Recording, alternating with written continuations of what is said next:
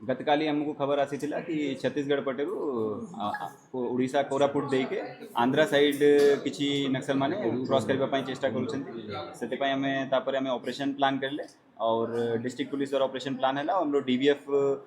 जाई के ऑपरेशन सेटा करला से डीवीएफ को लीड हमरो करथिले एसडीपीओ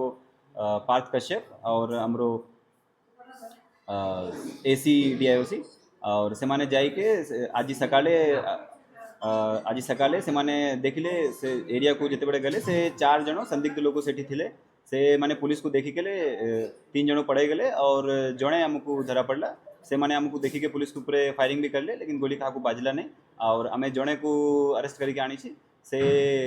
ता पाखरे हमको वेपन भी मिली छी AK-47 और ता संग एमुनिशन लाइव राउंड्स भी हमको मिली छी और किसी किसी गन पाउडर और एमती ये मोटरोला सेट एमती जीन्स भी मिली छी और तार आइडेंटिफिकेशन आमे करूची तार मोहन ना अछि से एसीएम कैडर एओबी रे एसीएम कैडर रे पिला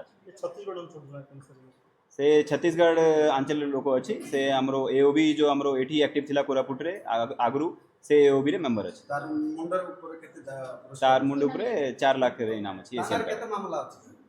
तार नारे मामला एबे जेता में देखुची 4टा केस हमरो कोरापुट रे अछि 3टा केस मलकानगिरी रे अछि और बाकी और केसेस भी से इन्वॉल्व अछि ताको में वेरिफिकेशन चालू छै।